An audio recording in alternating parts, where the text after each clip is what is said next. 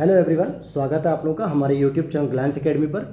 दोस्तों, इस सीरीज़ में हम लोग कंप्लीट कर रहे हैं यूपी पीसीएस 2024 आरओ एग्ज़ाम्स, साथ ही साथ बीओ एग्ज़ाम्स, 69वीं बीपीएससी, एमपी पीसीएस और राजस्थान पीसीएस को ध्यान में रखते हुए घटना चक्र 2023 की जो सबसे लेटेस्ट सीरीज़ है हम उसको कंप्लीट कर रहे हैं। और इसमें पूर्वालोकन सीरीज़ में आप लोगों को ये भी पता होगा कि 1990 से लेकर जनवरी 2023 तक के जितने भी प्रश्न पत्र अब तक हो चुके हैं वो सारे के सारे शामिल किए गए हैं। साथ ही साथ यूपी पीसीएस में जो मेंस परीक्षा होती थी 2017 तक ऑब्जेक्टिव, उसके भी प्रश्नों को शामिल किया गया है और यूपीएससी आईएएस के प्रश्नों को भी शामिल किया गया है। अगर आप लोग सिविल सर्विसेज के एस्पिरेंट हैं, अगर आप यूपी पीसीएस की तैयारी कर रहे हैं या राजस्थान की या एमपी की या बीपीएससी या आरओ की, तो उसके लिए बहुत ही इंपॉर्टेंट सीरीज़ है ये घटना चक्र।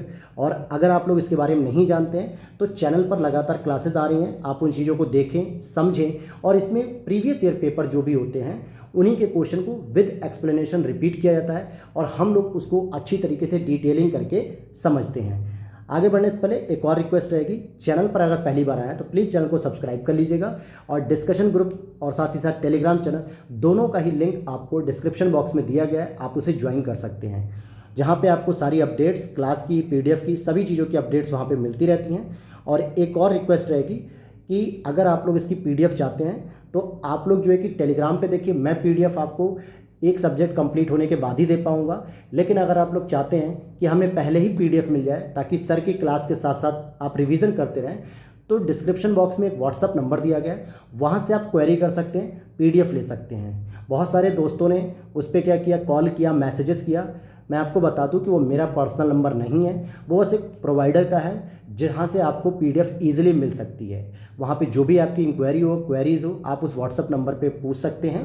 वो मेरा कोई व्हाट्सअप नंबर नहीं है दोस्तों, तो बस मैंने वो दे दिया है कि ताकि आपको वहाँ से ईजिली और इसी पीडीएफ में बता रहा हूँ, इसी क्वालिटी में आपको पीडीएफ मिलेगी। तो चलिए आगे बढ़ते हैं, अपने आज के टॉपिक पे पढ़ते हैं। आज हमारा लेक्चर नंबर 4 होगा ये, और इस लेक्चर नंबर 4 में आज हम पढ़ेंगे मानक समय, यानी भारत का जो मानक समय है जो हम देखते हैं 82.5 डिग्री पूर्वी देशांतर, उसके बारे में पूरी स्टडी करेंगे, उसके बारे में पूरी जानकारी हम देखेंगे। तो चलिए शुरू करते हैं आज के लेक्चर को और इसको थोड़ा सा जूम कर लेते हैं हम लोग, जूम करके हम यहाँ पे पूरी चीज़ों को समझ सकेंगे। आप यहाँ पर देखेंगे कि भारत की प्रमाणिक मध्याह्न रेखा, या जिसको हम कह सकते हैं इंडियन स्टैंडर्ड टाइम, अर्थात भारतीय समय मानक जो होता है, भारतीय मानक समय 82.5 डिग्री पूर्वी देशांतर। अब बात आती है सर ये पूर्वी देशांतर क्या है, पश्चिमी देशांतर क्या है, तो ये मैंने पिछली क्लास में आपको बता दिया लेक्चर नंबर 2 में कि देशांतर और अक्षांश रेखाएं क्या होती हैं, आप वहाँ से देख सकते हैं। यह देशांतर रेखा हमारे उत्तर प्रदेश के प्रयागराज, मिर्ज़ापुर आदि स्थानों से होकर गुजरती है। भारतीय मानक समय यानी IST, Indian standard time, Greenwich माध्य जो जीएमटी होती है, ग्रीनविच मीन टाइम से 5.5 घंटा आगे होती है। और ये जो ग्रीनविच देखा जाती है ये आपकी लंदन में एक वेधशाला स्थित है ग्रीनविच के नाम से, वहाँ से एक 0 डिग्री जो है कि देशांतर रेखा जाती है। और वहाँ से अगर हम पूरब की ओर बढ़ते हैं तो क्या होता है, पूरब की ओर बढ़ने से आपका समय जो है आगे चलेगा, और अगर हम पश्चिम की ओर बढ़ेंगे तो आपका समय पीछे हो जाएगा। और 1 डिग्री में जो अंतर आता है उसके हिसाब से हम देखते हैं कि भारत का जो समय है 5.5 घंटे आगे है। तो आम भाषा में कहें कि अगर लंदन में इस समय 12 बज रहे होंगे दोपहर के, तो भारत में कितने बज रहे होंगे, 5:30 बज रहे होंगे। कितने बजेंगे मेरे दोस्तों, 5:30, वो भी कब के, शाम के। आप कह सकते हो कि अगर हमारे यहाँ शाम में 5 बज रहा है, कितना बज रहा है, 5, तो 5.5 घंटे पीछे आप जाओगे तो लगभग 11:30 आपको कहाँ देखने को मिलेगा, वो भी एएम का, लंदन में देखने को मिलेगा। तो ये चीज़ें हैं इस पर। आगे देखते हैं हम लोग, विश्व के देशों द्वारा आपसी सहमति के अंतर्गत मानक याम्योत्तर को 7 डिग्री 30 मिनट्स के देशांतर के गुणांक पर चुना जाता है। भारत के बृहद देशांतरी विस्तार के कारण गुजरात से अरुणाचल प्रदेश के स्थानीय समय में लगभग 2 घंटे का अंतर पाया जाता है। अब यह अंतर कैसे पाया जाता है इसको समझते हैं, आइए मैप के माध्यम से। अब यहाँ पर आप देखेंगे दोस्तों कि ये गुजरात का सबसे पश्चिमी छोर है और ये हमारे भारत का जो अरुणाचल प्रदेश है इसका सबसे पूर्वी छोर है। हालांकि पृथ्वी जब ऐसे घूमती है तो सबसे पहले जो सूर्य का उदय होता है वो हमारे कहाँ पे देखने को मिलता है, अरुणाचल प्रदेश में देखने को मिलता है। और धीरे धीरे जो है कि पृथ्वी जो है कि घूमते रहती है, इस तरीके से रोटेशन करती रहती है। तो जब ये पृथ्वी इस तरीके से रोटेशन करेगी तो धीरे धीरे एक समय के बाद, लगभग 2 घंटे के अंतर के बाद गुजरात में सूर्योदय देखने को मिलता है। इसीलिए अरुणाचल प्रदेश से लेकर गुजरात के बीच में 2 घंटे का डिफरेंस देखने को मिलता है। और हमारी जो टाइमलाइन है, जो आपकी भारतीय मानक समय रेखा है, वो लगभग कुछ इस जगह से होकर गुजरती है, कुछ इस जगह से होकर गुजरती है, जिसको हम लोग 82.5 डिग्री कहते हैं। कितना कहते हैं? 82.5 डिग्री। और इसी को हमने माना है कि पूरे भारत का एक टाइम जोन बनेगा। तो अब आप देख सकते हैं कि भारत के बृहद देशांतरी विस्तार के कारण गुजरात से अरुणाचल प्रदेश के स्थानीय समय में लगभग 2 घंटे का अंतर पाया जाता है।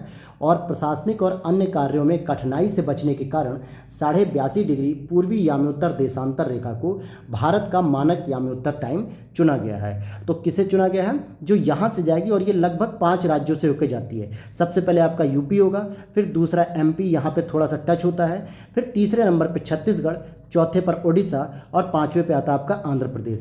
तो ये 5 राज्यों से भी होकर जाती है। इसी को हम कहते हैं देशांतरी विस्तार। ये जो लंबी रेखाएं होती है, इस तरीके से खड़ी हुई रेखाएं, इन्हें हम कहते हैं देशांतरी विस्तार कहते हैं। आगे देखते हैं। अब यहाँ पर आप देख सकते हैं कि 82.5 डिग्री पूर्वी देशांतर का कॉन्सेप्ट हम लोगों ने लास्ट क्लास में पढ़ा है। आप यहाँ पर देखेंगे कुछ इस तरीके से, ये आपके उत्तर प्रदेश के इलाहाबाद वाला एरिया होता है, यहीं पर मिर्ज़ापुर का भी बॉर्डर होता है, तो यहाँ से होके जाती है। और ये वाला जो क्षेत्र है ये एमपी को कवर करता है उत्तर प्रदेश के बाद, और ये पूरा एरिया आपका छत्तीसगढ़ को कवर करेगा, फिर ये एरिया आपका ओडिशा को कवर करेगा, और ये वाला एरिया आपको आंध्र प्रदेश का कवर करेगा।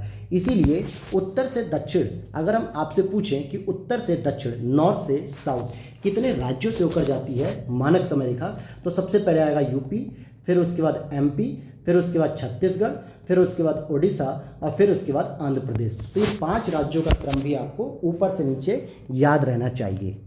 आगे देख लेते हैं हम यहाँ पे भारतीय मानक समय की याम्योत्तर रेखा उत्तर प्रदेश, मध्य प्रदेश, छत्तीसगढ़, ओडिशा, आंध्र प्रदेश, कुल 5 प्रदेशों से होकर गुजरती है। इस पे भी प्रश्न कई बार बन चुके हैं, तो इसलिए आप लोग इसे ध्यान रखिएगा एकदम बहुत अच्छे से।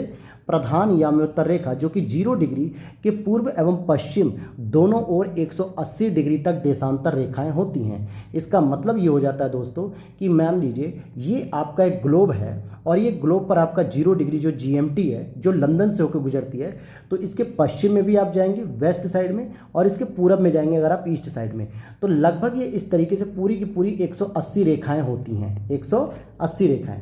पूरब की ओर बढ़ने पर टाइम में क्या होता है? वृद्धि करनी पड़ती है।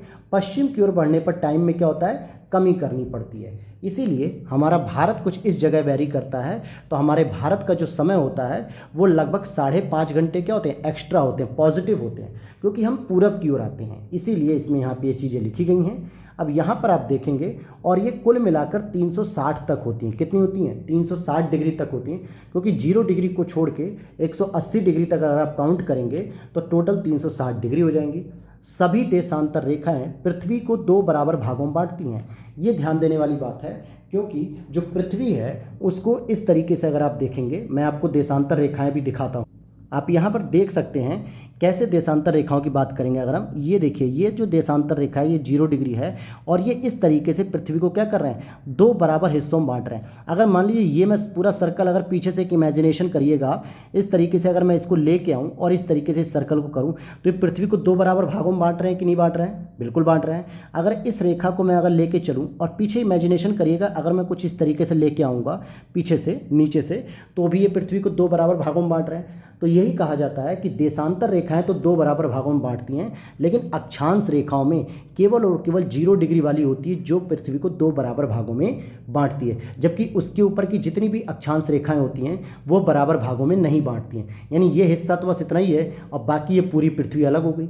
तो इसीलिए पृथ्वी को 2 बराबर रेखाओं में, 2 बराबर हिस्सों में केवल और केवल देशांतर रेखाएं ही बांटती हैं। अब यहाँ पर आप देखेंगे ग्रीनविच या प्रधान याम्योत्तर रेखा के पूर्व में स्थित 180 डिग्री तक सभी देशांतर रेखाओं को पूर्वी देशांतर, और पश्चिम की ओर स्थित 180 डिग्री तक सभी देशांतर रेखाओं को पश्चिमी देशांतर कहा जाता है।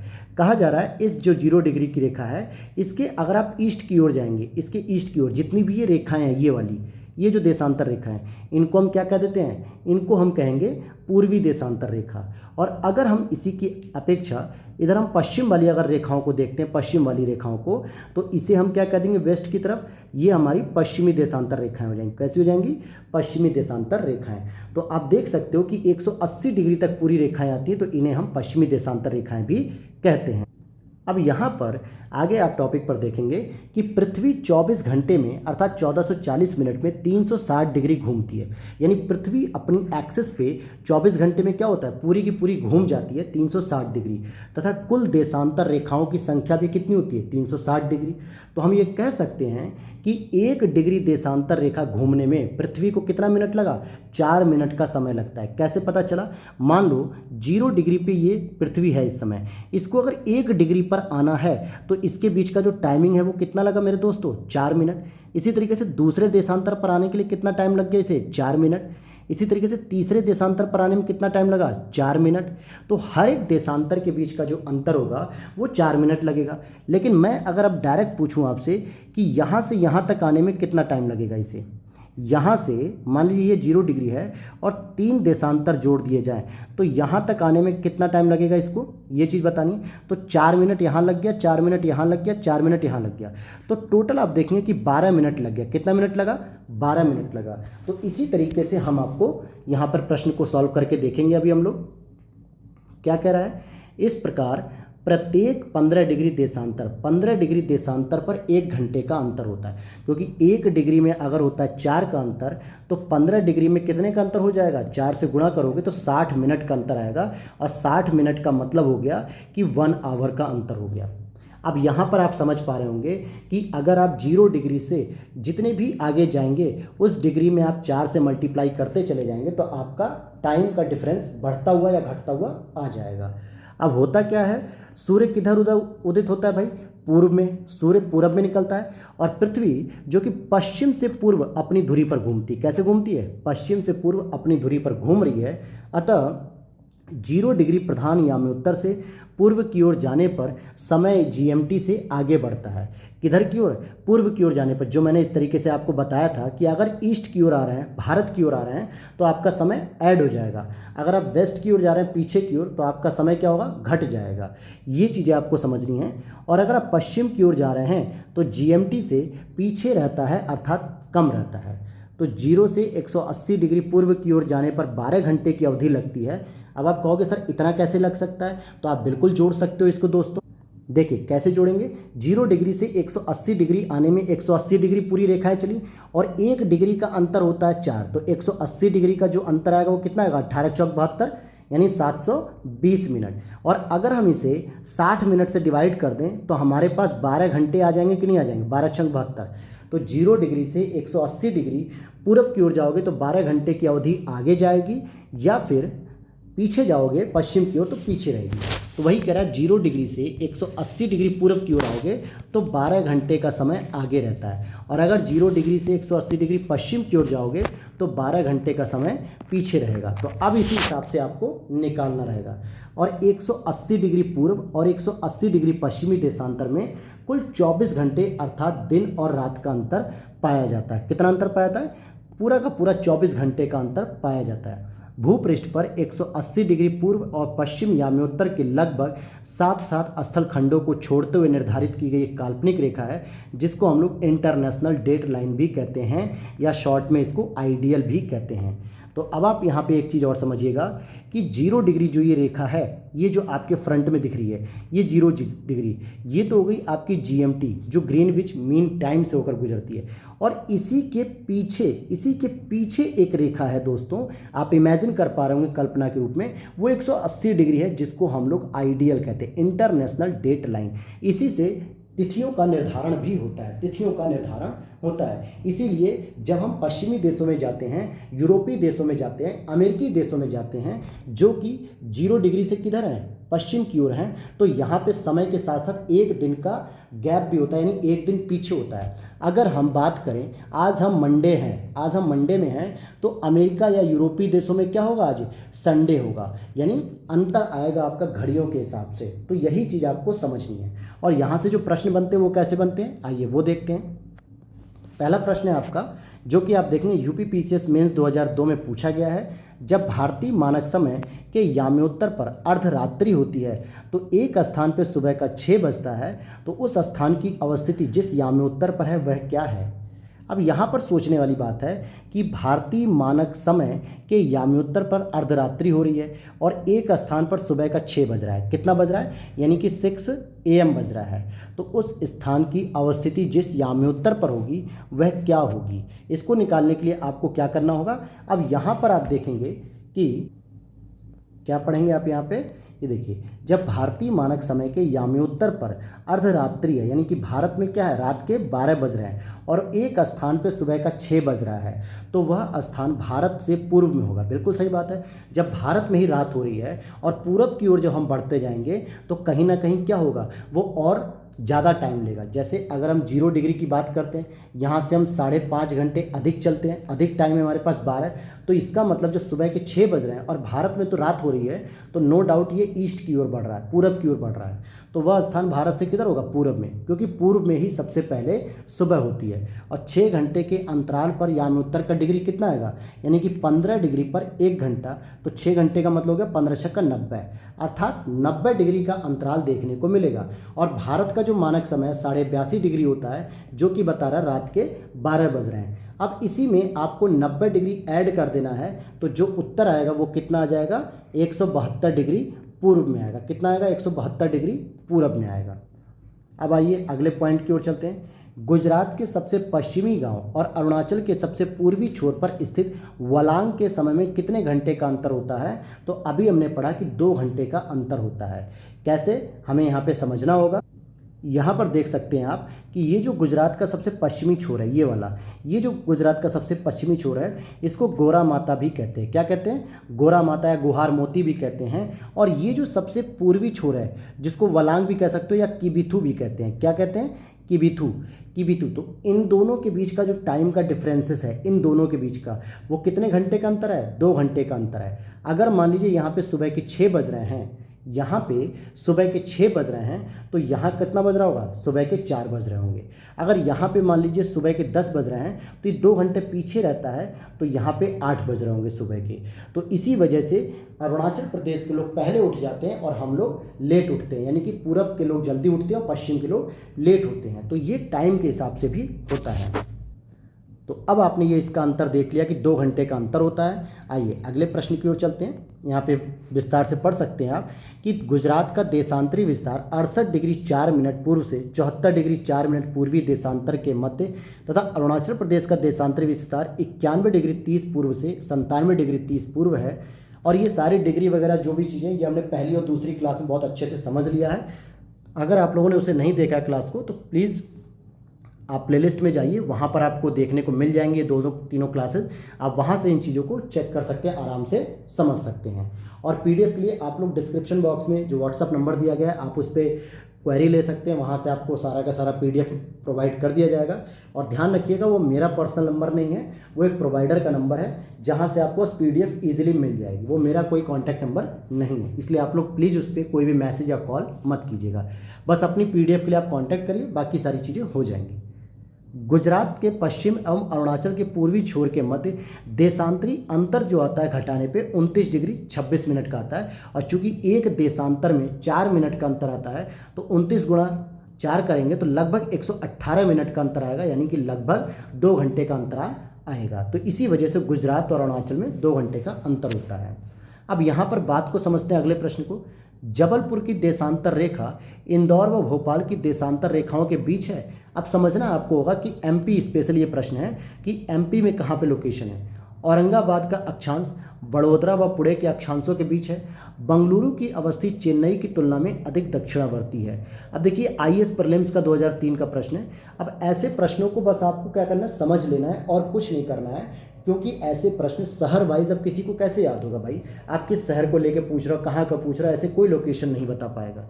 हाँ, 1-2 ऑप्शन से आप एलिमिनेट कर सकते हो। जैसे बंगलुरु की स्थिति आपको अगर पता हो कि चेन्नई की तुलना में अधिक दक्षिण है, कहने का मतलब है कि अगर ये चेन्नई है तो क्या बंगलुरु यहाँ पे है, तो आपको ये बताना होगा कि क्या बंगलुरु दक्षिण में है चेन्नई से, या औरंगाबाद का अक्षांश बड़ोदरा और पुणे के अक्षांशों के मध्य आता है, तो ये आपको चीज़ बतानी होगी। तो दूसरा और तीसरा सही है, पहला स्टेटमेंट गलत है, इसलिए हमने यहाँ पर और यहाँ पर स्टेटमेंट को हटा दिया है। अब ये सब इसकी लोकेशन है जिसको आपको पढ़ने की आवश्यकता नहीं है, क्योंकि ऐसे प्रश्न बहुत रेयर ही पूछे जाते हैं। आगे देखते हैं, निम्नलिखित में से कौन सा शहर भारतीय मानक समय यानी आईएसटी देशांतर के निकटतम है। अब आईएसटी देशांतर के निकटतम है इस तरीके से, तो एक तो रीवा एमपी का है, उज्जैन है, सागर है, होशंगाबाद है। अब ये एमपी स्पेशल है, तो भाई एमपी वाले बच्चों को अपने जिलों की लोकेशन तो पता होनी चाहिए, कौन सी देशांतरी रेखा के पास है, कौन सी अक्षांशीय रेखा के पास है, कौन सी मानक समय रेखा के पास है, तो ये जानकारी तो होनी चाहिए। तो इसलिए इसका सही उत्तर हो जाएगा रीवा। क्या हो जाएगा? रीवा हो जाएगा। ये एमपी स्पेशल है, तो जो लोग एमपी की तैयारी कर रहे हो वो बिल्कुल ध्यान से इस चीज़ को याद कर लें। जैसे एमपी में अगर आप रीवा को देखोगे तो 81 डिग्री के आसपास है, सागर की बात करोगे तो 78 डिग्री के आसपास है, उज्जैन 75 डिग्री के आसपास और होशंगाबाद 76 डिग्री के आसपास। तो सबसे अधिक नियरेस्ट कौन हुआ? 81 डिग्री वाला रीवा, क्योंकि 82.5 डिग्री पे आपका मानक समय रेखा देखने को मिलता है। अगला प्रश्न है, यदि भारतीय मानक समय के अनुसार पूर्वाह्न में 10 बजे हैं तो 92 डिग्री पूर्वी देशांतर पर शिलांग का स्थानीय समय क्या होगा? तो सीधी सी बात है भाई कि अगर आपसे 10 बज रहे हैं, वो भी कब के 10 AM बज रहे हैं, तो आपसे पूछा जा रहा है कि 92 डिग्री पूर्वी देशांतर पर शिलांग का स्थानीय समय क्या होगा। तो ये पूछा जा रहा है मानक समय के अनुसार। तो मानक समय के अनुसार अगर हम देखेंगे कि 82 डिग्री 30 मिनट पे कितना बज रहा है? 10 बज रहा है। और 82 डिग्री से आपको जब 92 डिग्री तक आना होगा तो लगभग 7 डिग्री 30 मिनट तक आप चलेंगे। और इसकी जब आप कैलकुलेट कर देंगे, सॉरी ये 92 है ना, हाँ 92 है, तो ये तो लगभग हो जाएगा 9.5 डिग्री, 9.5 डिग्री हो जाएगा। तो 9.5 डिग्री का मतलब हो गया 1 डिग्री में कितना अंतर आता है? 4 मिनट का। तो भाई 9 चौक हो गया आपका 36, आपका 9 चौक 36 हो गया, और जो आधा डिग्री है उसका 2 मिनट और जोड़ दो, तो लगभग 38 मिनट का अंतर आपको देखने को मिलेगा। और वो 38 मिनट आपके बढ़ते हुए दिखेंगे, क्योंकि मानक समय रेखा 82 डिग्री से आप 90 की ओर बढ़ रहे हो, यानी 92 की ओर, तो ये समय ऐड होता हुआ दिखेगा। तो इसीलिए इसका जो सही उत्तर हो जाएगा बी ऑप्शन हो जाएगा 10:38। आप यहाँ पे देख भी सकते हो कि 92 डिग्री पूर्वी देशांतर पर स्थित शिलांग, जो कि मेघालय की एक राजधानी है, भारत के मानक समय के बीच कितना अंतर है? 92 डिग्री से 82.5 डिग्री घटाओगे तो लगभग 9.5 डिग्री का अंतर आता है। एक देशांतर पर 4 मिनट का अंतर है, तो 9.5 की जब 4 से गुणा करोगे तो 38 मिनट का अंतर होगा। और भारतीय मानक समय पूर्वाह्न के 10 बजे हैं, इसलिए शिलांग में 10:38 का समय हो जाएगा। अगले प्रश्न की ओर चलें। यदि भारतीय मानक समय याम्योत्तर पर मध्याह्न है, मध्याह्न का मतलब बीचों बीच समय बज रहा है, तो 120 डिग्री पूर्वी देशांतर पर स्थानीय समय क्या होगा? अब मध्याह्न का मतलब 12 बजने का टाइम। अब या तो ये रात के 12 बजेंगे या दोपहर के 12 बजेंगे, ये हमें चेक करना है। तो जैसे मान लीजिए हम मान के चलते कि चलिए 12 बज रहा है, अब चाहे वो AM हो सकता है या वो PM हो सकता है, इस पर अभी हम बात नहीं करेंगे। लेकिन इतनी बात क्लियर हो गई है कि 82.5 डिग्री 30 मिनट पे जो टाइमिंग हो रही है वो हो रही है 12 बजे की, और आपसे पूछा जा रहा है 120 डिग्री पे।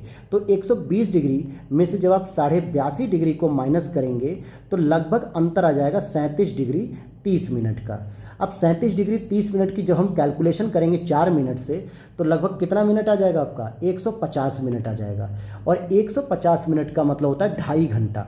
तो 2.5 घंटा आगे हम लेके चलेंगे, तो 12 में जब 2.5 जोड़ेंगे तो लगभग 2:30 का समय होगा, या फिर ऑप्शन में अगर 2:30 नहीं है तो 14:30 का आंसर सही मान लिया जाएगा। कौन सा माना जाएगा? बी ऑप्शन इज करेक्ट हो जाएगा। आगे चलिए। अब भारतीय मानक समय की याम्योत्तर रेखा नहीं गुजरती कहाँ से? आंध्र प्रदेश से गुजरती है, छत्तीसगढ़ से गुजरती है, यूपी से गुजरती है, लेकिन महाराष्ट्र से गुजरती नहीं है, क्योंकि 3 के बाद 2 जो बचते हैं वो आपके MP बचते हैं और ओडिशा बचते हैं। यही 5 देश राज्य हैं जहाँ से वो गुजरती है। और बिल्कुल इसी क्रम में आपको याद करना नॉर्थ टू साउथ है, यानी ऊपर से नीचे की ओर अगर आप याद कर रहे हो तो सबसे पहले उत्तर प्रदेश, फिर मध्य प्रदेश, फिर छत्तीसगढ़, फिर ओडिशा और फिर आंध्र प्रदेश। और हालांकि महाराष्ट्र से भी नहीं गुजरती और ये तेलंगाना से भी ये रेखा अब नहीं गुजरती है, ये भी ध्यान देना है, क्योंकि अब आंध्र प्रदेश से अलग हो चुका है ना तेलंगाना। अगला प्रश्न है, भारतीय मानक समय रेखा जो देशांतर रेखा है 82.5 डिग्री किस नगर से होकर गुजरती है? तो ये आपके इलाहाबाद से होकर गुजरती है, यूपी के इलाहाबाद से, जो कि वर्तमान में प्रयागराज नाम हो गया है। अगला प्रश्न है, निम्नलिखित देशांतरों में से कौन सा भारत की प्रमाणिक मध्याह्न रेखा कहलाता है? तो 82.5 डिग्री पूर्वी होनी चाहिए, पश्चिमी नहीं, पूर्वी। ये चीज़ ध्यान देने वाली बात है। प्री 2013 में लगातार 2 बार यह प्रश्न पूछा गया है। अगला प्रश्न है, भारतीय मानक समय IST निम्नलिखित स्थानों में से किसके समीप से लिया जाता है? तो इलाहाबाद नैनी के समीप लिया जाता है। और ये देखिए 1993 का प्रश्न है और आगे चल के ये 2013 में भी रिपीट हुआ है। अगला प्रश्न है आपका, भारतीय मानक समय IST एवं ग्रीनविच GMT के मध्य अंतर कितना पाता है? तो GMT जो है कि 0 डिग्री है और ये आपका है 82 डिग्री 30 मिनट। कितना? तो यहाँ पे आपका अगर 12 बज रहा है तो यहाँ कितना बजेगा? 5:30 बजेगा। तो लगभग 5.5 घंटे का अंतर आता है, लेकिन वो भी क्या पॉजिटिव आता है, निगेटिव नहीं। ये ऑप्शन मत लगा दीजिएगा, ऑप्शन बी होगा। जल्दीबाजी में देखा और चल दिए आप लोग, तो ये गलती नहीं करनी है, बी ऑप्शन इज करेक्ट होगा। अगला प्रश्न है, यदि अरुणाचल प्रदेश में तिरप में सूर्योदय 5 बजे होता है तो गुजरात के कांडला में सूर्योदय का समय क्या होगा? तो 2 घंटे का अंतर होता है, तो मान के चलिए कि 7 बजे के आसपास वहाँ पे उदय हो जाएगा। कितने बजे हो जाएगा? लगभग 7 बजे प्रातः, क्योंकि 2 घंटे लेट होता है वहाँ पे। इतनी बात क्लियर हो गई? अब आगे देखते हैं, निम्नलिखित में से कौन सा शहर दिल्ली के सबसे समीप के देशांतर पर स्थित है? अब इमेजिन करना होगा आपको, एक भारत की लोकेशन में कुछ इस तरीके से आपको भारत में, मान लीजिए ये दिल्ली है आपका, और यहाँ कहीं आपका नागपुर है, यहाँ कहीं पुणे है, और यहाँ कहीं हैदराबाद है। तो अब ये देशांतरी विस्तार पूछ रहा है इस तरीके से, कौन इसके समीप ज़्यादा है, कौन इसके समीप है? तो नो डाउट हैदराबाद तो पहले ही कैंसिल हो गया, क्योंकि हैदराबाद तो बहुत दूर है। अब देखिए ये IAS 2018 का प्रश्न है, ये आपको भारत की मैप को देखने की समझ पूछ रहा है। तो बंगलुरु इसका सही उत्तर हो जाएगा, ये सबसे नियरेस्ट पॉइंट पे आपका बंगलुरु है। अब हमारा अगला टॉपिक है यहाँ पे दूरस्थ। अब इस चैप्टर पे आगे बढ़ने से पहले आप दूरस्थ बिंदु का कॉन्सेप्ट समझिए। दूरस्थ बिंदु का मतलब होता है कि भारत का सबसे दूरस्थ बिंदु कौन सा होगा, यानी भारत का विस्तार सबसे दूर कहाँ है। तो सबसे दूर में आप देखेंगे उत्तरी बिंदु पे तो ये होगा, पश्चिमी बिंदु पे ये होगा, क्योंकि इसके बाद भारत का हिस्सा खत्म हो जाता है। पूर्वी बिंदु पे ये होगा, और दक्षिणी बिंदु पे 2 बिंदु आते हैं। एक तो आता है ये आपका निकोबार में, और एक आपका आता है ये मुख्य भूमि पे, इस तरीके से। तो ये 2 अलग अलग प्रकार के होते हैं। जैसे अगर हम बात करते हैं कि इंदिरा कॉल, यहाँ पे आपको मिलेगा इंदिरा कॉल, यहाँ आपको मिलेगा इंदिरा पॉइंट, यहाँ आपको मिल जाएगा इंदिरा पॉइंट, यहाँ आपको मिलेगा केप कमोरिन या कन्याकुमारी, यहाँ आपको मिलेगा गौरा माता, और यहाँ आपको मिलेगा किबिथू। तो इसके बारे में हम पूरी डिस्कस करेंगे आराम से, ताकि आप समझ पाएँ इस चीज़ को। तो आइए और हम इस चीज़ को समझते हैं। तो चलिए रीड करते हैं हम लोग इसको ढंग से। 31 अक्टूबर 2019 से भारत में सर्वाधिक पूर्वी राज्य अरुणाचल प्रदेश, पश्चिमी राज्य गुजरात और उत्तरी राज्य हिमाचल प्रदेश और दक्षिणी राज्य तमिलनाडु है। अब फोकस करना, आप कहोगे सर हिमाचल प्रदेश आप बता रहे हो, लद्दाख तो आप भूल गए। तो मेरे प्यारे दोस्तों कि लद्दाख अब यूनियन टेरिटरीज हो गया है। क्या हो गया अब? यूनियन टेरिटरीज, न कि स्टेट नहीं रह गया अब लद्दाख। अगर लद्दाख नहीं है, जम्मू कश्मीर नहीं है, तो सबसे उत्तरी राज्य कौन हो गया? हिमाचल प्रदेश हो गया। सबसे पश्चिमी राज्य कौन हो गया? गुजरात। सबसे पूर्वी राज्य कौन हो गया? अरुणाचल। और सबसे दक्षिणी राज्य कौन हो गया? तमिलनाडु। तो राज्यों के स्तर पे तो आपने ये देखा। राज्य और केंद्र शासित प्रदेशों में अगर हम बात करेंगे तो सर्वाधिक उत्तरी भाग में लद्दाख स्थित है। अब हम बात कर रहे हैं यहाँ पे सर्वाधिक उत्तरी भाग में लद्दाख, और सबसे दक्षिणी भाग में अंडमान निकोबार द्वीप समूह, जो कि यहाँ पे आते हैं। भारत के इतने बृहद क्षेत्रफल के 4 दूरस्थ बिंदु हैं, 4 दूरस्थ बिंदु हैं। जैसे दक्षिणी बिंदु की बात करेंगे तो इंदिरा पॉइंट का बिंदु होता है, जो कि ग्रेट निकोबार अथवा बड़े निकोबार द्वीप में स्थित है, यहाँ पे इस पॉइंट पे है। क्योंकि ये आप देख रहे होगे, ये छोटे छोटे डॉट जो मैं बना रहा हूँ, ये अंडमान निकोबार की लोकेशन बता रहे हैं। और भारत की अगर मुख्य भूमि की बात की जाए, भारत की अगर ये मुख्य भूमि की बात करेंगे तो यहाँ पे दक्षिणतम बिंदु क्या है? तमिलनाडु का कन्याकुमारी, जिसको केप कमोरिन के नाम से भी जानते, जो यहाँ पे है, यही वाला एरिया आता है। तो अगर मुख्य भूमि पूछे तो आपको केप कमोरिन यानी कि कन्याकुमारी बताना है, और पूरे भारत का अगर पूछता है तो आपको ये बता देना है। और सबसे उत्तरी बिंदु की बात करेंगे तो सियाचिन ग्लेशियर के निकट इंदिरा कॉल, जो कि लद्दाख में स्थित है। कहाँ पे स्थित है? लद्दाख में स्थित है। और आगे देखते हैं इसकी चीज़ों के बारे में। चलिए अब यहाँ पर भी आप थोड़ा सा देख लीजिए कि सबसे पश्चिमी जो बिंदु है, सबसे पश्चिमी जो यहाँ पे आता है गुजरात के, ये गुहार मोती या गोरा माता करके भी होता है गुजरात में। और सबसे पूर्वी बिंदु जो कि अरुणाचल प्रदेश में आता है, इसको किबिथू कहते हैं, जो कि अरुणाचल प्रदेश में आता है। तमिलनाडु राज्य में अवस्थित कन्याकुमारी भारत की मुख्य भूमि पर स्थित दक्षिणतम स्थल है। कन्याकुमारी में भी केप कमोरिन भारत का वह स्थान है जहां बंगाल की खाड़ी और अरब सागर तथा हिंद महासागर का पार्ट मिलता है। यानी ये वाला जो पार्ट अगर आप देखेंगे, ये वाला पार्ट, यहाँ से अरब सागर आता है, यहाँ से बंगाल की खाड़ी आती है, और यहाँ से हिंद महासागर आता है। तो ये तीनों ही पार्ट को यहाँ पे मिलन बिंदु के रूप में जाना जाता है। अब इसको समझते हैं। यहाँ पे आप देख सकते हैं कि ये रहा सबसे दूरस्थ उच्चतम बिंदु यानी उत्तरी बिंदु, जो कि सियाचिन ग्लेशियर में पाया जाता है इंद्राकोल के नाम से। और ये सबसे पूर्वी बिंदु आता है आपका किबिथु, जो कि अरुणाचल प्रदेश में आता है। और ये सबसे पश्चिमी बिंदु आता है आपका, जो कि गुहार मोती के नाम से जाना जाता है। किस नाम से जाता है? गुहार मोती। और अगर भारत के मुख्य भूमि की बात करेंगे तो ये कन्याकुमारी है, जो कि केप कमोरिन तमिलनाडु की मुख्य भूमि अर्थात भारत की मुख्य भूमि। और अगर केवल भारत का पूछा जाए तो आपको इंदिरा पॉइंट बताना है, ग्रेट निकोबार में जो स्थित है। तो ये इस तरीके से आपने देखा। तो आइए अब हम इस पे प्रश्न करते हैं थोड़ा। भारत का सुदूरस्थ दक्षिणतम बिंदु जो है वो कौन सा है मेरे दोस्तों? कन्याकुमारी, इंदिरा पॉइंट, पॉइंट कैलिमर या रामेश्वरम। अब यहाँ पे सबसे दक्षिणतम बिंदु पूछा गया है, सबसे दक्षिणतम। भारत की मुख्य भूमि जैसा कोई शब्द है ही नहीं, तो इसलिए इंदिरा पॉइंट आपका सही हो जाएगा ग्रेट निकोबार पे। अगर ये यूज कर देते कि मुख्य भूमि पर बताइए, तो मुख्य भूमि के हिसाब से कन्याकुमारी आपका सही हो जाता। इतनी बात क्लियर हो गई यहाँ पे।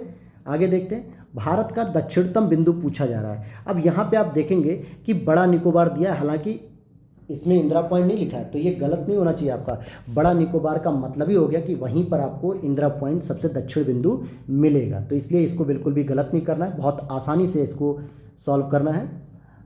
और आज भी ऐसे प्रश्न लगातार पूछे जा रहे हैं पीसीएस में, आरओ में, बीपीएससी में। तो इसलिए इन फैक्चुअल इन्फॉर्मेशन को आपको बार बार याद करना है। क्लासेस को आप लोग जब पूरी क्लास हो जाएगी दोस्तों, तो मैं इसकी एक मैराथन क्लास भी दूंगा। और पीडीएफ अगर आप लोग डिस्क्रिप्शन बॉक्स में दिए गए व्हाट्सअप नंबर से लेते हैं, तो वहाँ से आप क्या करेंगे कि रेगुलर आप लोग स्टडी कर सकेंगे हमारी क्लास के साथ साथ, और उसे बार बार देखते रहेंगे। मैं भरोसा दिला रहा हूँ कि अगर आप लोग 2 से 3 बार पूरी घटना चक्र को रिवाइज कर लेंगे, तो आपका आरओ, यूपीपीसीएस, बीपीएससी कोई भी एग्जाम नहीं रुकेगा। आप 2023 के जो पीसीएस अभी हुआ है उसमें करीब 25 से 30 लोगों का हमारे यहाँ से सिलेक्शन हुआ है। आप पूरी वीडियो देख सकते हैं, कितना free of cost content material पूरा प्रोवाइड किया गया है। करंट अफेयर, टेस्ट सीरीज, हर चीज़ कराई गई है। लेकिन टेस्ट सीरीज करने से पहले आपको बेसिक समझ तो होनी चाहिए जो घटना चक्र से हो रही है। साथ में हम इसके बारे में एक अलग से वीडियो बनाएंगे कि कैसे इसका शॉर्ट नोट्स बनाया जाए, ताकि आप कम समय में घटना चक्र को रिवाइज कर पाओ और 600-700 पेज की जो घटना चक्र होती है उसे आप 40 से 50 पेज में समेट सको। तो इस पर भी फोकस रखेंगे। इस पर भी कभी एक आध दिन अगर आप लोग कमेंट करेंगे अधिक से अधिक, तो हम लोग उस पर भी एक क्लास लेकर आएंगे। चलिए दोबारा आते हैं अपने प्रश्नों पे। भारत का सुदूर दक्षिण में इंदिरा पॉइंट निम्नलिखित में से कहाँ स्थित है? तो इंदिरा पॉइंट भाई कार निकोबार में है कि छोटा निकोबार में है, बड़ा निकोबार? तो ग्रेट निकोबार में है दोस्तों, ग्रेट निकोबार में। ये भी याद रखना है, इस तरीके से प्रश्न भी पूछे जाते हैं। आगे देखिए, आईएएस 2015 का प्रश्न है। भारत के राज्यों का निम्नलिखित में से कौन सा एक युग्म सबसे पूर्वी और सबसे पश्चिमी राज्य को इंगित करता है? अब यहाँ देखिएगा कि अरुणाचल प्रदेश और गुजरात। गुजरात आपका जो है कि सबसे वेस्टर्न पॉइंट हो गया, अरुणाचल प्रदेश सबसे ईस्टर्न पॉइंट हो गया, यानी कि सबसे पूर्वी बिंदु और सबसे पश्चिमी बिंदु। तो डी ऑप्शन इज करेक्ट हो जाएगा। अब यहाँ पे देखते हैं अगला, भारत का सुदूर पश्चिम का बिंदु क्या है? यानी गुजरात की जो शुरुआत होती है वो 68 डिग्री 7 मिनट पूर्व गुजरात में शुरू हो जाता है। ध्यान देना, ये पश्चिम नहीं लिखना है। भारत के नज़रिए से तो आपको ये पश्चिम दिखेगा और ये पूर्वी, लेकिन हमें ग्लोब के स्तर पे देखना है। और ग्लोब के स्तर में हमारा भारत जो यहाँ पे वेरी करता है, ये उत्तरी अक्षांश में और पूर्वी देशांतर में है। तो इसलिए हम हमेशा पूर्वी देशांतर को ही सही मानेंगे, पश्चिम को नहीं। इतनी बात याद रखनी है। तो सुदूरस्थ जो भूमि है वो उत्तरी अक्षांश तथा 68 डिग्री 7 मिनट पूर्वी देशांतर पे गुहार मोती यहाँ पर देखने को मिलता है। आगे देख लेते हैं, निम्नलिखित प्रमुख भारतीय नगरों में से कौन सा एक सबसे अधिक पूरब की ओर स्थित है? तो सबसे अधिक पूरब की ओर जो स्थित होगा वो लखनऊ है इन 4 ऑप्शन में से। अगर आप देखेंगे तो कुछ भारत की लोकेशन को अगर मैं कुछ इस तरीके से बनाऊं, तो यहाँ पे कुछ आपका यूपी आता है और यहीं पे एलक्यू यानी लखनऊ है, जबकि भोपाल आपका यहाँ पे, बंगलुरु यहाँ पे और हैदराबाद यहाँ पे। तो आप देखेंगे देशांतरी विस्तार के हिसाब से तो आपका सबसे पूरब में लखनऊ आता है। तो सी ऑप्शन करेक्ट हो जाएगा।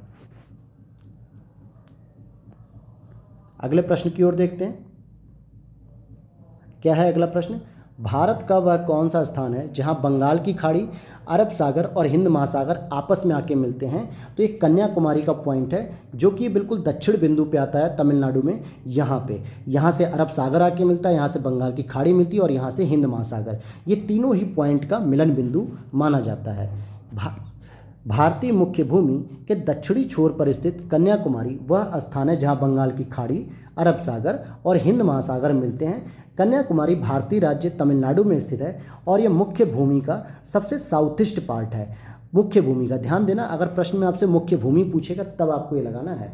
तो चलिए, ये तो थी आज की क्लास और अब हमारा अगला टॉपिक है सीमावर्ती देश, जो कि हम लोग नेक्स्ट क्लास में पढ़ेंगे। अभी देखिए बहुत ज़्यादा स्पीड नहीं पकड़नी है, 2-4 दिन के बाद हम लोग स्पीड पकड़ेंगे ताकि इसको जल्दी से जल्दी ख़त्म करें, क्योंकि बहुत सारे बिगनर्स स्टूडेंट हमारे साथ जुड़ रहे हैं जिनको ज्योग्राफी की बिल्कुल समझ नहीं है, तो उनको भी साथ लेकर चलना है आप सभी भाइयों के साथ, ताकि वो लोग भी हमारे साथ से साथ मिलाएं और ईजिली समझ में आ पाए उनको ज्योग्राफी के बारे में। और मैं जल्दी एक आपको वर्ल्ड मैपिंग की भी क्लास आपको कराऊंगा, इंडियन ज्योग्राफी के मैप की भी क्लास कराएंगे, इंडियन मैप की भी, जहाँ से आप चीज़ों को बहुत अच्छे से समझ सकेंगे।